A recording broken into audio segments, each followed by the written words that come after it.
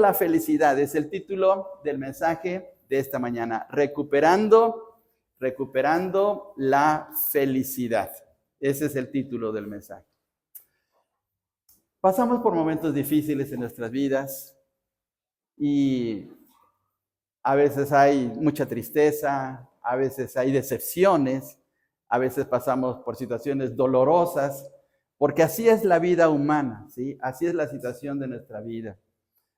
Quisiéramos que los tiempos de alegría, de gozo se prolongaran, que hubiese siempre la felicidad, la armonía en nuestro hogar, en nuestras vidas, pero no siempre es así, no ocurre así. De momento nos llega una mala noticia, de momento ocurre una situación desagradable en la casa, en el trabajo, en la oficina, aún dentro de la iglesia, y entonces eso nos sacude, nos hace pensar, nos pone en un dilema emocional, pero así es la situación. Y el Señor Jesús le dijo a sus discípulos estas palabras.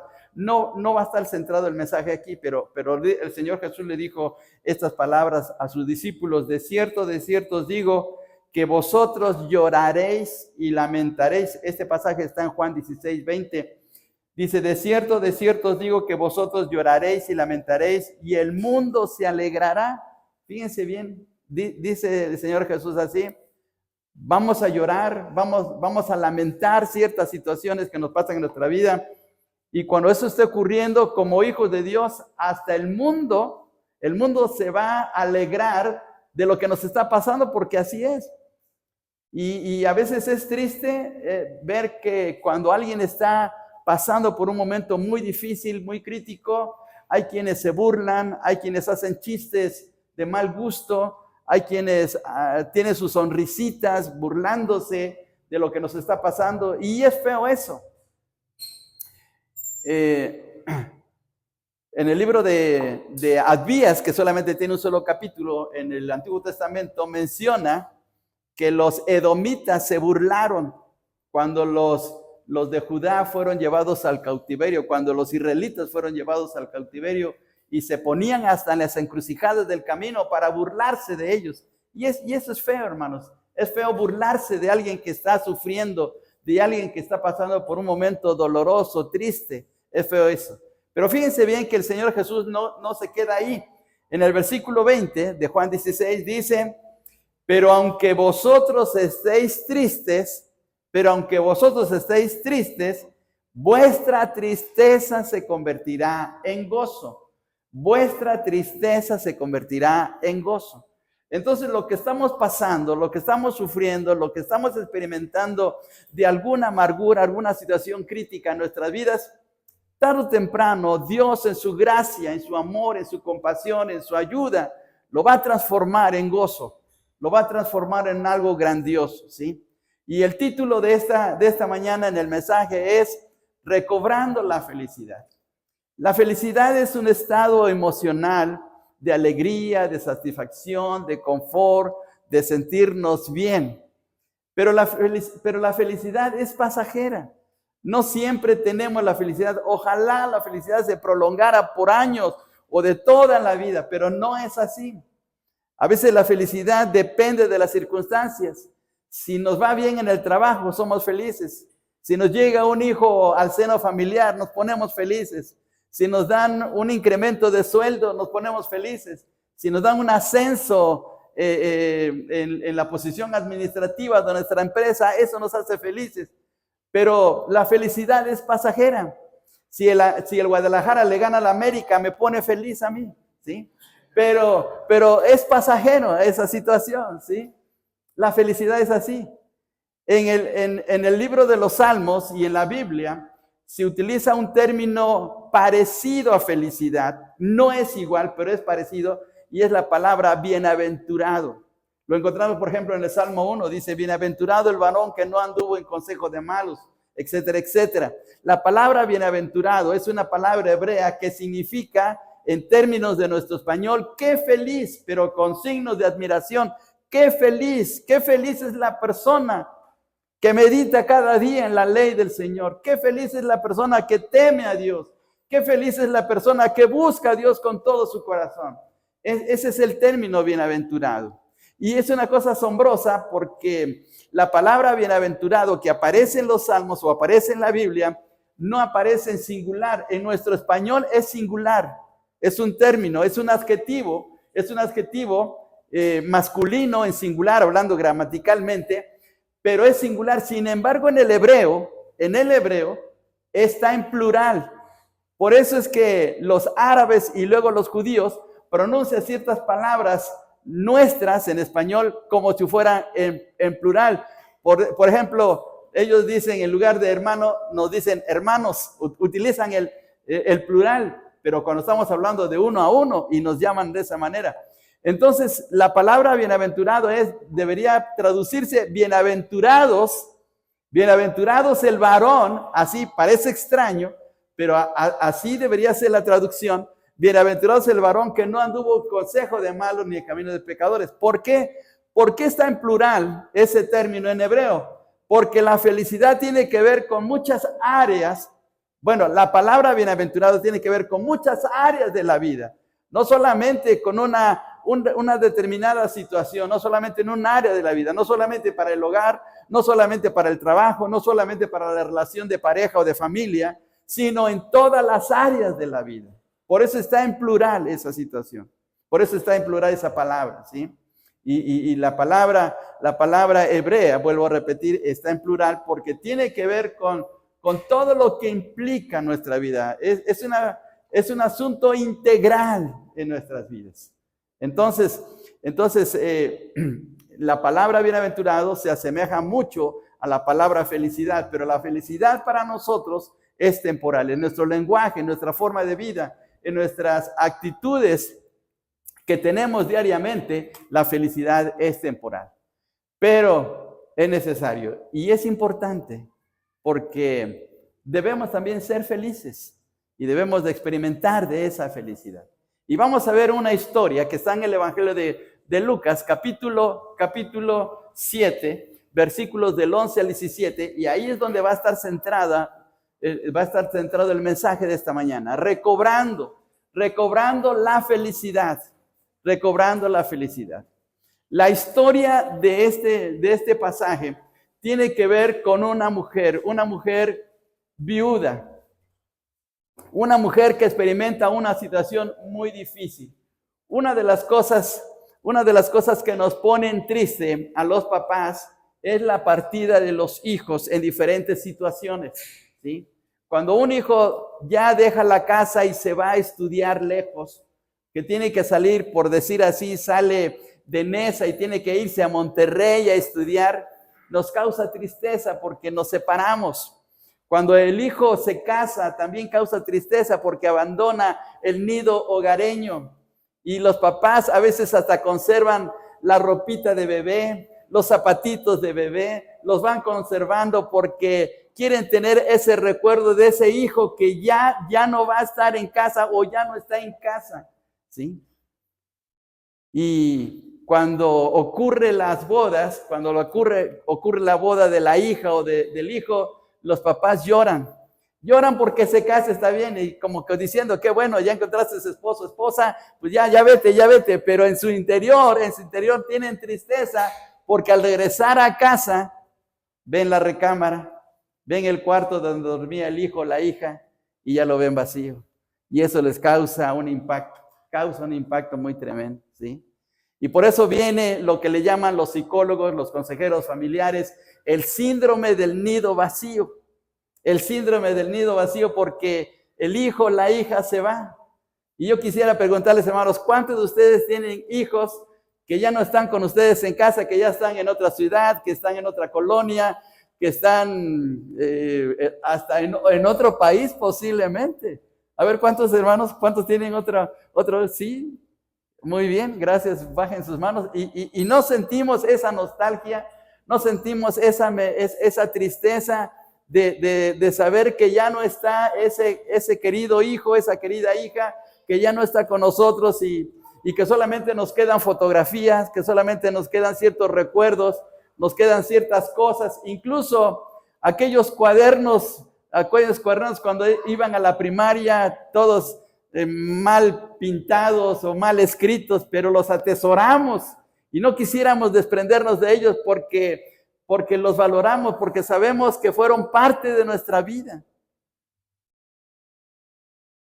Y nos llenamos de tristeza. Cuando llegamos a ver al hijo, a la hija nuevamente, porque vienen en Navidad, porque vienen en Semana Santa y nos vienen a visitar, nos llenamos de gozo porque nos gusta tenerlos. Pero después nos da tristeza y hasta lloramos porque se despiden de nosotros. Ya me voy, papá, ya me voy, mamá. Ya nos vemos. Vengo en Navidad o vengo en tal fecha, vengo otro día. Y sentimos un gran pesar. Pero no hay más impacto, no hay mayor impacto y mayor cosa que nos haga sufrir tanto como la muerte de un hijo. Y la historia de esta mañana, en este pasaje, tiene que ver con la muerte de un hijo. La mayoría de nosotros como papás, y tal vez ustedes me entienden, deseamos primero morir nosotros los papás que mueran los hijos. Porque así deseamos que ocurra en la trayectoria de la vida. Que papá se tenga que ir, pues sí, pues ya vivió su vida. Que mamá tenga que irse, sí, ya vivió su vida. Pero cuando se va la hija o se va el hijo primero que nosotros, eso sí causa un gran dolor. Y los psicólogos dicen que la muerte de un hijo es una de los peores dolores que ocurre en la vida humana. Y vamos a ver esta historia, hermanos. El Evangelio de Lucas, capítulo 7, versículos del 11 al 17. Dice de la siguiente manera: aconteció después que él iba, es decir, el Señor Jesús iba a la ciudad que se llama Naín, e iban con él muchos de sus discípulos y una gran multitud. El Señor Jesús, si leemos desde el versículo 1, el Señor se encontraba aproximadamente entre los 15 a 20 kilómetros antes de llegar a Naín, se encontraba en la ciudad de Capernaum. Capernaum es una ciudad que está a la orilla del mar de Galilea. En realidad es un lago, pero se le llama en la Biblia mar de Galilea. Y ahí estaba la ciudad de Capernaum, y el Evangelio de Marcos nos menciona que ahí estaba la casa donde el Señor Jesús vivía durante su ministerio. Y el Señor Jesús estaba predicando en esa región, estaba enseñando en esa región, cuando sale de Capernaum y se encamina hacia la ciudad de Naín. Vuelvo a repetir, la distancia más o menos está entre 15 a 20 kilómetros, y de Naín hacia Nazaret, hagamos de cuenta, para que ustedes tengan una idea, hagamos de cuenta la relación entre Toluca y el DF. Es un ejemplo, ¿sí? Capernaum estaba como en Toluca y Naín estaba aquí en el DF. Y Nazaret, hagan de cuenta que estaba hacia la dirección de Cuernavaca. La distancia que había de Naín a Nazaret, que era la ciudad donde el Señor Jesús había crecido, aproximadamente eran como de 10 kilómetros. El Señor Jesús había dejado la ciudad de Capernaum y se encaminó hacia la ciudad de Naín. La Biblia dice, el Evangelio de Juan nos dice que el Señor conoce todas las cosas, conoce a todos los hombres, conoce lo que hay en el corazón del hombre.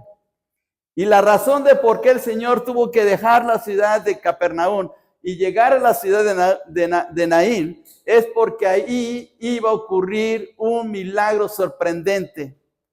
Propiamente, solamente en los evangelios se narra que hubo 3 resurrecciones realizadas por el Señor Jesús. La resurrección de Lázaro, la resurrección de la hija de Jairo, y lo que vamos a ver aquí, lo que vamos a ver en este pasaje del Evangelio de Lucas. Solamente eso. Hizo otros milagros, curó a los leprosos, curó a otros enfermos, ayudó a otras personas, hizo milagros como calmar la tempestad, o mandar a Pedro para que fuera a traer un pez que tenía una moneda para pagar el tributo. Y Jesús hizo muchos milagros, pero en relación a la resurrección, solamente 3 con relación a la gente. El cuarto y más grandioso milagro fue la resurrección de él mismo, ¿sí? Pero en el caso de Lázaro, la hija de Jairo, y aquí esto que vamos a ver, tiene que ver con algo muy especial. El Señor sabía perfectamente lo que iba a ocurrir al llegar cerca de la ciudad de Naín. Por favor, les invito que vayamos al Evangelio de Juan, capítulo 2. Evangelio de Juan, capítulo 2. Y dice de la siguiente manera el versículo 25, para que veamos la divinidad del Señor Jesús, para que veamos algo relacionado con esa característica tan especial del Señor como su divinidad. Dice el versículo 25, y no tenía necesidad, o sea, el Señor Jesús no tenía necesidad de que nadie le diese testimonio del hombre, pues él sabía lo que había en el hombre. Él sabía, Jesús conoce lo que hay en cada corazón, en cada persona. Y el Señor sabía lo que iba a ocurrir en la ciudad de Naín. Porque Él es omnisciente. Ese atributo se le llama omnisciencia. Jesús es omnisciente. Es decir, que Él lo conoce completamente todo. Él conoce su corazón en este momento. Él sabe si está usted feliz en este momento, o si está triste, o está pasando por un momento difícil, o está pasando por una situación donde necesita una respuesta que el Señor le dé. Él conoce perfectamente su vida porque Él es omnisciente. Y Jesús sabía que tenía que ir a la ciudad de Naín. Los discípulos no. La gente no. La multitud que iba con Él ni siquiera se imaginaban lo que iba a suceder, pero Él sí.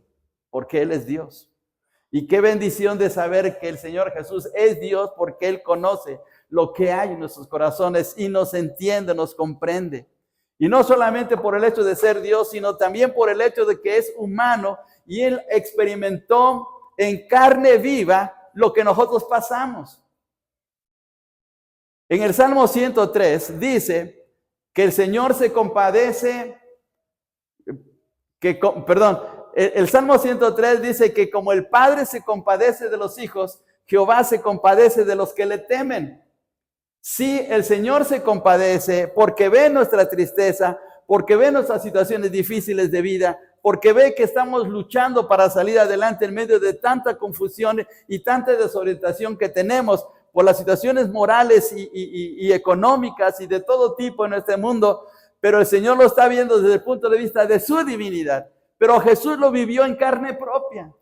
Al vivir como nosotros, al humanarse, al hacerse hombre de carne y hueso como nosotros, Él sabe lo que es vivir en tristeza, sabe lo que es pasar por una grave tentación, por pasar por un grave problema, por tener angustia, y Él lo vivió en el Getsemaní. Y por eso Él tiene que ir a la ciudad de Naín, porque ahí va a haber una situación crítica. Dice el versículo 12 de la siguiente manera, veamos hermanos aquí en el Evangelio de Lucas 7:12. Cuando llegó cerca de la puerta de la ciudad, he aquí que llevaban a enterrar a un difunto, hijo único de su madre, la cual era viuda, y había con ella mucha gente de la ciudad. Cuando el Señor Jesús llegó a la puerta de la ciudad de Naín, una multitud estaba saliendo en silencio. Tal vez mujeres, algunos jóvenes o personas allegadas a esta viuda estaban llorando con ella. En ese tiempo no había los ataúdes como los tenemos nosotros. En los pueblos se puede ver todavía cómo a una persona la sacan de su casa en su ataúd y la van cargando, van por las calles y lo llevan rumbo hacia el cementerio. Pero en este caso, varios hombres llevaban una tabla grande, una tabla larga, y encima de la tabla estaba el muchacho. Así era la situación en el tiempo del Señor Jesús. No era un ataúd, era una tabla simplemente. Hagamos de cuenta esta tabla, y aquí encima iba yo, ¿sí? Y Jesús vio eso.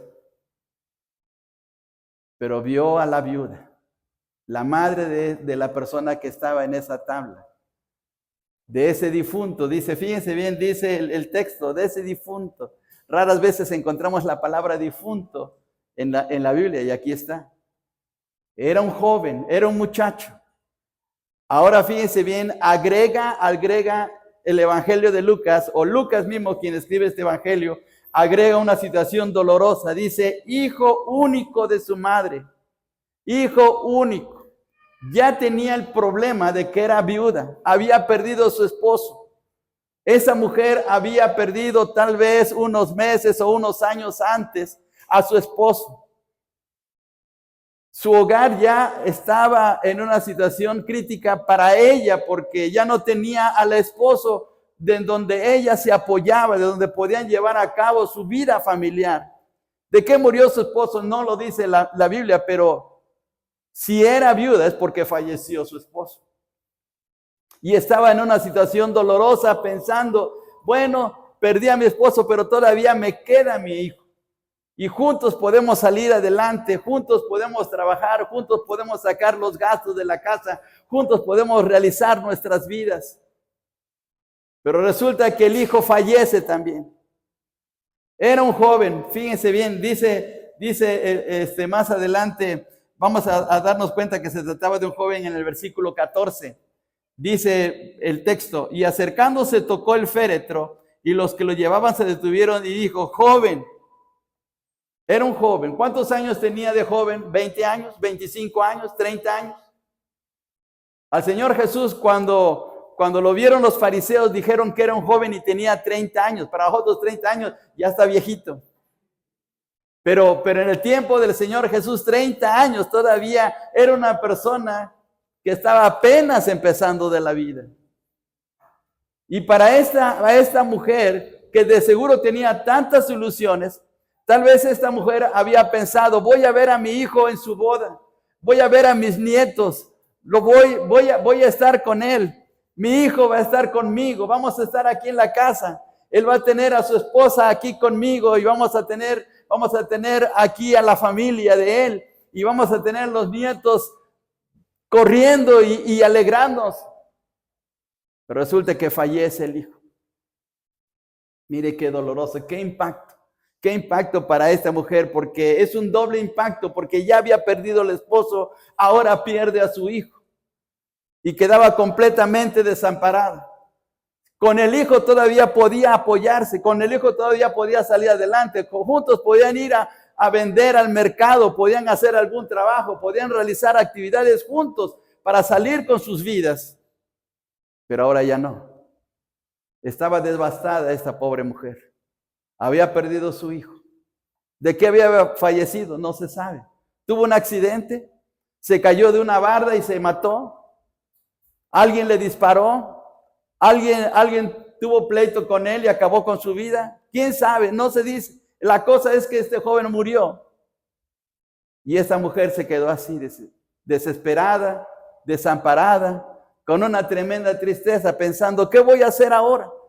¿Qué voy a hacer con mi vida? ¿Cómo voy a salir adelante? Tal vez estaba pensando, Señor, ¿por qué no me llevaste a mí? ¿Por qué no permitiste que yo muriera? ¿Por qué no me llevaste primero a mí? En la Biblia encontramos personajes que en momentos de depresión, de lucha emocional, le dijeron al Señor, Señor, mejor ya llévame, mejor mátame, Señor. 3 ejemplos de la Biblia encontramos a Moisés, encontramos a Job, encontramos a Elías pidiéndole a Dios, Señor, mejor quítame la vida.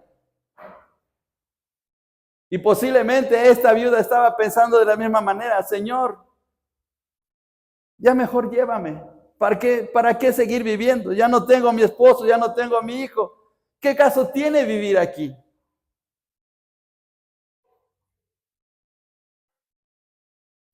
Toda su felicidad se le esfumó, se le acabó. La gente iba con ella. Veamos el versículo 12. Cuando llegó cerca de la puerta de la ciudad, he aquí que llevaban a enterrar a un difunto hijo único de su madre, la cual era viuda, y había con ella mucha gente de la ciudad, mucha gente, de seguro que era conocida. En los pueblos donde no hay no hay tanta población, se conoce la gente. Y conocían a esta viuda. La misma gente que había ido al velorio y al entierro de su esposo, ahora iban al entierro de su hijo. Y Jesús vio toda esa escena dramática, y se quedó ahí observando, pensando en lo que él iba a hacer. De seguro que ya tenía un plan bien estructurado, un plan bien establecido para mostrarse en este momento.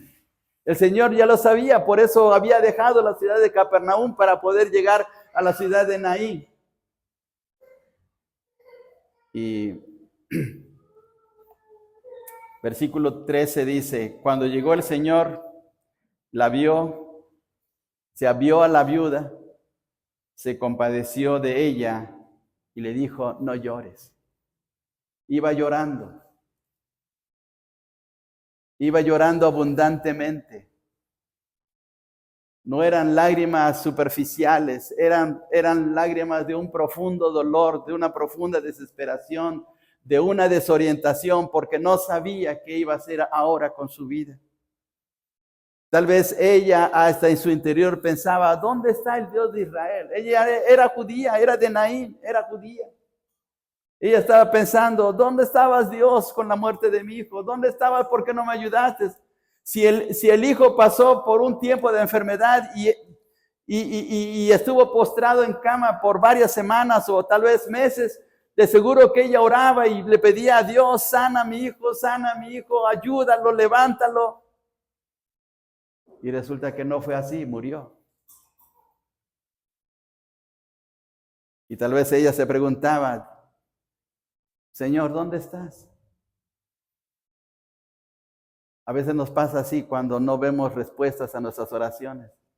Señor, ¿por qué no nos respondes? Cuando leemos los salmos encontramos que se hace una pregunta muy común. Los salmistas, David, Asaf, Etán o los escritores de los salmos preguntan, ¿hasta cuándo, Señor? ¿Hasta cuándo? ¿Hasta cuándo me vas a ayudar? ¿Hasta cuándo me vas a sacar de este problema? ¿Hasta cuándo me vas a mostrar tu realidad? ¿Hasta cuándo me vas a bendecir? ¿Hasta cuándo me vas a solucionar esta situación que estoy viviendo? ¿Cuándo vas a quitar mi angustia? Y tal vez esta mujer estaba pensando de esa misma manera y por eso lloraba abundantemente. Y Jesús se acercó. Jesús se acercó y entonces fue que se compadeció de ella. La palabra que utiliza el Evangelio de Lucas para compadecer significa sufrir con. Sufrir para acompañar a alguien. El Señor vio el sufrimiento de esta mujer y se acercó y le dijo esas palabras de ánimo. Mira, no llores. Ahora, cuando uno va para consolar hermanos o familiares, amigos, uno trata de usar las palabras pues más rebuscadas con la finalidad de traer consolación, de poder traer la ayuda a quien está pasando por ese momento crítico, pero a veces las palabras, como dice la gente, se las lleva el viento. Por muy hermosas y por muy sinceras y por muy buenas que sean las palabras de consolación, no llegan a dar su impacto y a surgir efecto en la vida de las personas. Y tal vez esta mujer pensó, sí, Señor, está bien. Lo vio como un desconocido, tal vez lo miró de reojo. Él no sabía quién era. Miró de reojo a Jesús. Estaba llena de lágrimas y tal vez movió la cabeza diciendo, sí, está bien, pero no comprendes mi problema, no comprendes mi situación, no sabes lo que estoy viviendo, no sabes el dolor que tengo. Mira, ahí está mi problema, mi hijo. Pero Jesús se compadeció de ella. Se unió a su dolor, porque nadie mejor que Jesús comprende lo que pasa en nuestras vidas, lo que pasa en nuestros corazones. En la tumba de Lázaro Jesús lloró. Juan capítulo 11, versículo 35, dice las palabras del texto más pequeño de la Biblia. Jesús lloró. Solamente 2 palabras en ese texto. Jesús lloró porque Jesús sabía el dolor que pasa el hombre. Pablo dice en 1 Corintios capítulo 15 que el postrer enemigo que será vencido es la muerte. La muerte nos produce situaciones sumamente graves, dolorosas. Hay personas que pasan los años y no pueden superar ni soportar la pérdida de un ser querido. Y hasta ha habido casos en que, como no puede superarse, mejor se suicidan. Porque es tanto el dolor, es tanta la tristeza, es tanto el pesar que tienen, que mejor terminan quitándose la vida. Y Jesús, al mirar la situación de Lázaro, lloró, y al estar aquí con esta mujer también sintió una profunda emoción a favor de ella, sintió compasión, sintió, dice otra versión de la Biblia, misericordia, porque sintió que su problema de ella ahora también era el problema de él. Y esa es una de las cosas favorables que tenemos como hijos de Dios. El saber que Dios, que el Señor Jesús nos entiende, nos comprende, que se pone a nuestro lado para poder sacarnos triunfantes. Y que no solamente es porque como Dios ve nuestra situación, sino también el Señor Jesús, como humano, entiende perfectamente lo que nos pasa. Aquí podemos ver lo grandioso que es nuestro Dios. La gente siempre ve a Dios como una persona lejana y la ve también como una persona cruel.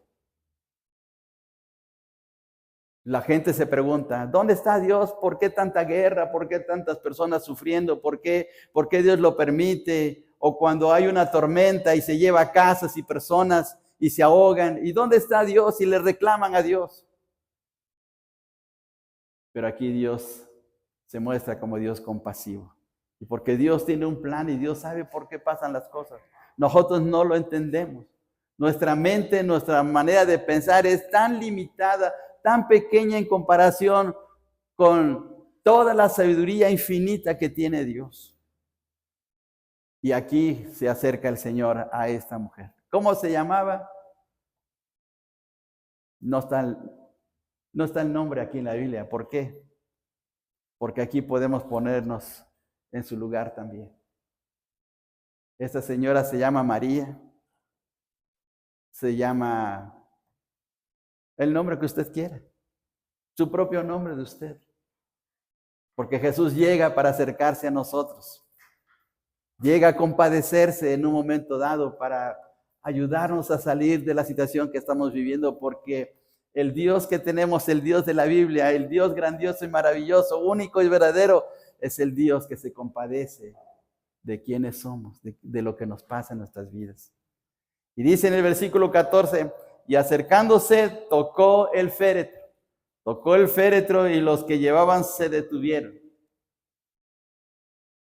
Él simplemente tocó aquella tabla. La palabra féretro solamente es para indicar que iba ahí esa persona fallecida. Pero vuelvo a repetir, no era un ataúd, era una simple tabla. Ahí iba postrado ese muchacho. Y entonces el Señor tocó y los hombres que llevaban cargando a ese muchacho se detuvieron. Se detuvieron al ver al Señor Jesús. ¿Qué les causó que se detuvieran? ¿Por qué no le dijeron, Señor, no nos detengas, llevamos a este joven a enterrar? ¿Por qué se detuvieron? Porque sintieron la impresión de la autoridad del Señor Jesús. Él les hizo que se detuvieran.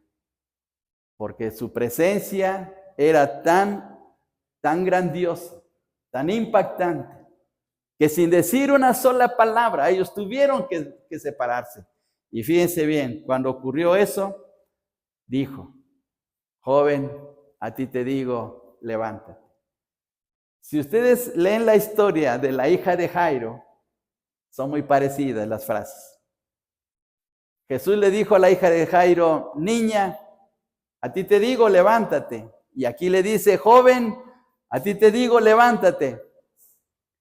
Pero la versión griega que utiliza Lucas, cuando dice levántate, el verbo levántate que está en un imperativo, cambia un poquito la forma gramatical y la expresión en realidad debe decir, joven, sé levantado, sé levantado.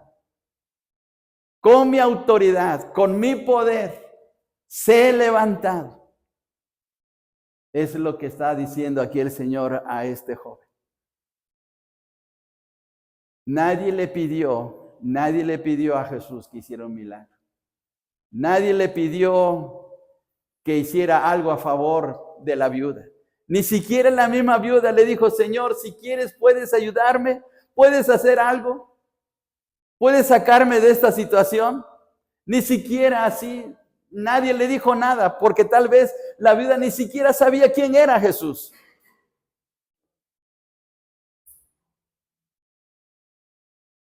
Pero Jesús lo hizo porque fue un acto de pura gracia, de pura misericordia. Esta mujer no dijo nada, pero Jesús sí lo hizo, porque vio la situación, porque es una demostración de la manera como Dios actúa en nuestras vidas, que en los momentos más críticos que pasamos, Dios hace cosas tan grandiosas en nuestras vidas. Y lo hace por pura gracia. Porque no nos cobra, no nos pide que hagamos algo, no nos pide que realicemos alguna actividad o alguna obra buena para poder hacer algo Él. No, sale de su mismo ser maravilloso, sale de su amor ayudarnos. Y por eso le dijo a este joven, a ti te digo, sé levantado. Y dice en el versículo 15, entonces se incorporó el que había muerto y comenzó a hablar, y miren, hermanos, la última frase de este versículo 15, y le dio a su madre, y lo dio a su madre.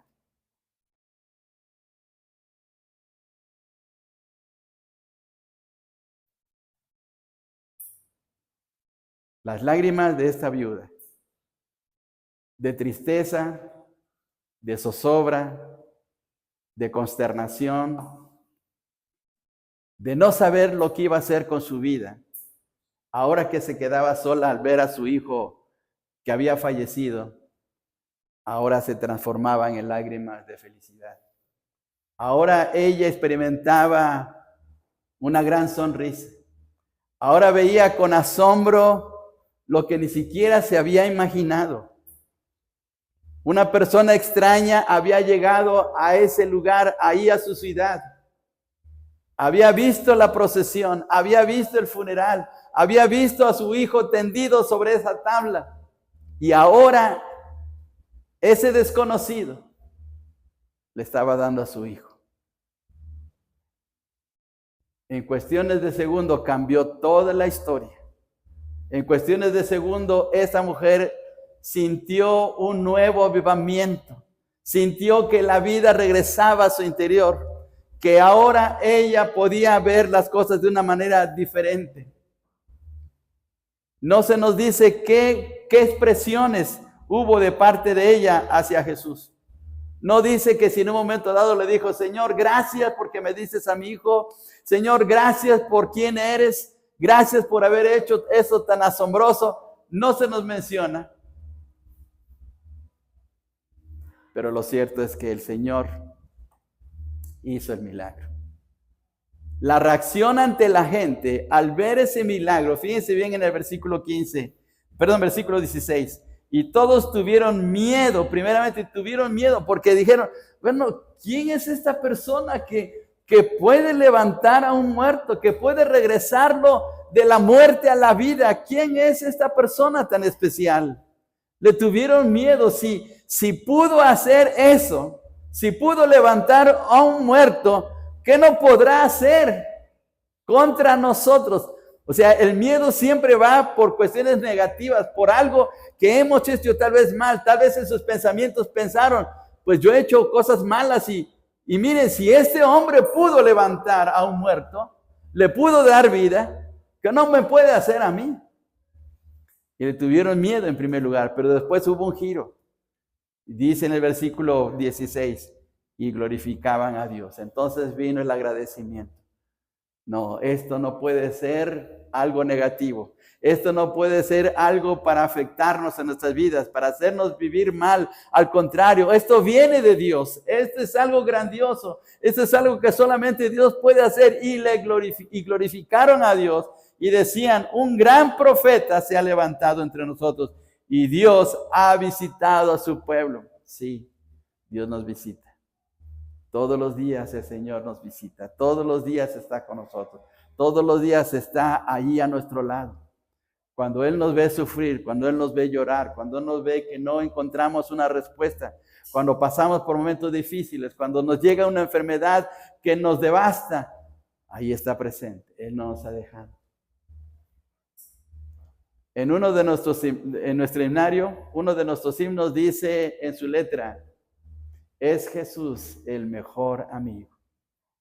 Es Jesús el mejor amigo. Y nadie mejor que Él. A veces perdemos de vista, perdemos el sentir de que Él está siempre a nuestro lado. Jesús lo prometió. Jesús dijo claramente, he aquí yo estoy con vosotros todos los días hasta el fin del mundo. Y cuando recibimos malas noticias, cuando recibimos situaciones críticas en nuestras vidas, no debemos de olvidar que el que prometió estas palabras de que no nos iba a dejar y que iba a estar por siempre hasta el fin del mundo, Él está a nuestro lado. Él está aquí presente. Y puede ser que nuestro problema sea muy grave, puede ser que nuestro problema sea muy duro, sea muy doloroso, muy triste, pero mire, solamente Jesús puede hacer posible que recobremos nuevamente la felicidad. Esta mujer, no sé cuántos años tendría, 60, 70, 80 años. Yo puedo imaginarme una viejita de 80 años, pero que se fue saltando con su hijo de gusto, de alegría, abrazándolo, besándolo, diciendo, gracias Dios, gracias Dios.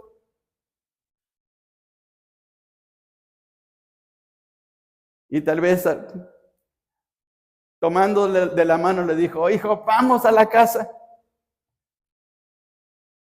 Te voy a hacer unos huevitos rancheros y unos frijolitos refritos y mira, un buen cafecito para que festejemos y le demos gracias a Dios. Estamos juntos otra vez. Y eso solamente lo puede hacer Dios. Nada más que Él.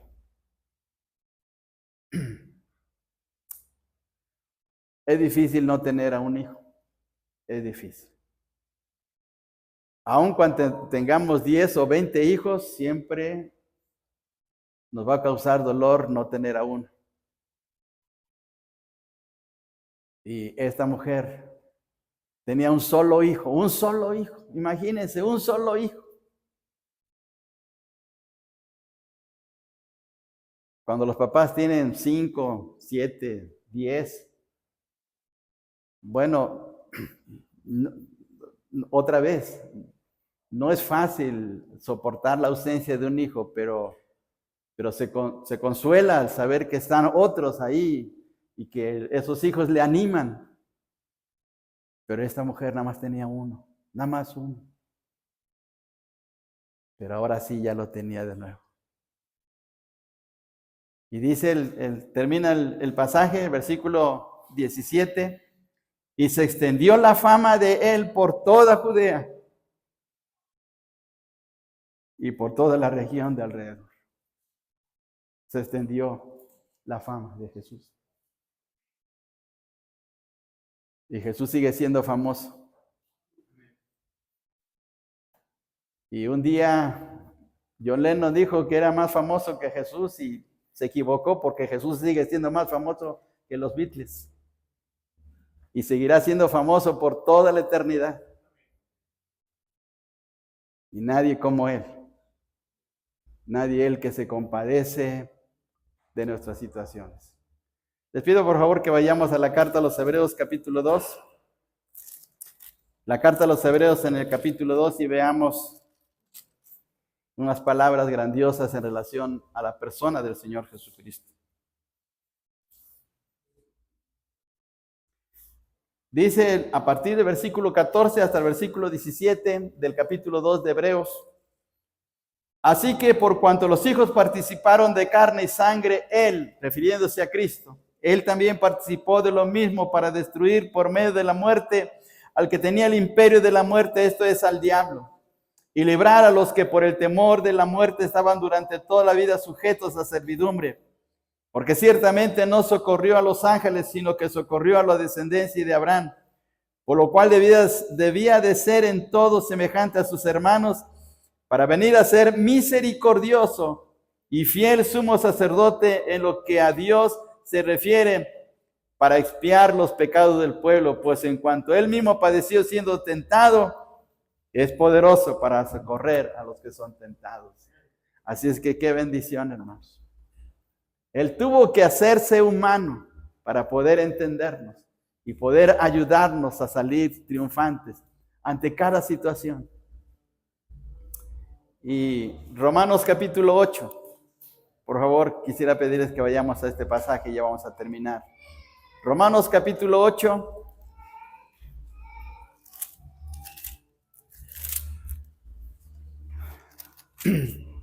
Romanos capítulo 8, versículo 32. Romanos 8, 32. Dice de la siguiente manera este pasaje. Romanos 8, 32. El que no escatimó ni a su propio Hijo, sino que lo entregó por todos nosotros. Miren qué pregunta. ¿Cómo no nos dará también con Él todas las cosas? ¿Cómo no nos dará también con Él todas las cosas? Si Dios fue capaz de darnos lo más preciado del cielo, lo que más amaba a Dios el Padre, que es su propio Hijo, ¿cómo no nos va a dar aquello que también necesitamos? A la viuda le dio a su hijo. Tal vez usted está pasando por un problema, estamos pasando por algún problema, alguna necesidad, una situación crítica, difícil.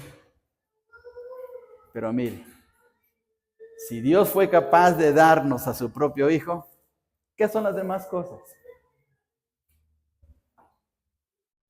No son nada propiamente, no son nada para Él. Así es que podemos confiar plenamente que Él es la mejor persona y más maravillosa para ayudarnos a salir triunfantes. Jesús simplemente se acercó a esta viuda. Nadie lo llamó. Nadie le pidió que fuera a ese momento difícil. Surgió de Dios mismo. Surgió de Cristo mismo. Y Él llega. Él llega a nuestro hogar, a nuestra vida, a nuestro trabajo, al lugar donde estamos, para poder ayudarnos. Reconozcamos que Él está siempre a nuestro lado. Reconozcamos que Él es nuestro Dios. Reconozcamos que solamente Él es capaz de hacer grandes cosas en nuestras vidas. ¿Quién como Él? En los Salmos encontramos también la famosa frase: ¿quién como Jehová, que ha hecho grandes maravillas?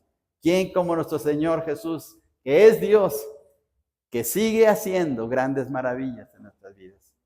Y al momento sí, pasamos por situaciones dolorosas, tristes, derramamos lágrimas, nos sentimos desorientados, consternados, pero mire, tarde o temprano llega la victoria, tarde o temprano llega la felicidad, tarde o temprano otra vez recuperamos aquello que amamos, como en el caso de esta viuda. Mire qué bendición. Lo único que tenemos que hacer ahora nosotros es confiar en Él. confiar en Él. Y si en esta mañana usted está pasando por una situación crítica, difícil, dígale, Señor Jesús, toma mi vida en tus manos. Toma esta situación que me está afectando. Este problema que yo no puedo resolver, que no puedo hacer nada. Me siento impotente, pero Señor, tú eres Dios y tú entiendes mi vida, tú entiendes lo que hay en mi corazón. Señor, aquí está en tus manos. Y usted puede decir, como decía David, echa sobre Jehová tu carga y Él te sustentará. Dígale, Señor, aquí está mi carga, aquí está mi problema, aquí está mi necesidad. Ayúdame, Señor. Y mire, si Jesús pudo levantar a una persona muerta, devolverla a su madre, ¿qué no puede hacer también en nosotros? Porque Jesucristo sigue siendo el mismo ayer, hoy y por los siglos, por siempre. Él es el mismo. Y lo más asombroso es que Él está aquí. Lo más tremendo es que está aquí en medio de nosotros. Porque donde están 2 o 3 congregados en mi nombre, yo estoy ahí en medio de vosotros. Él está aquí. Y Él conoce nuestro corazón. Así es que, hermanos, en el amor del Señor, busquemos a Jesús. Démosles el lugar que merece. Confiemos en Él.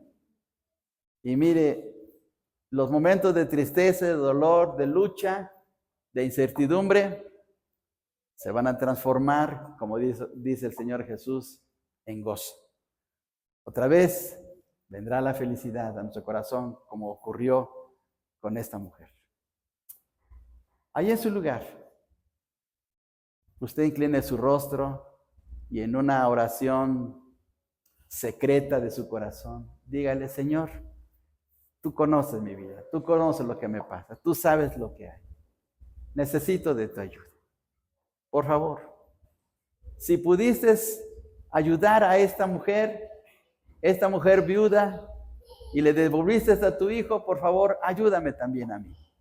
Te lo suplico. Oremos.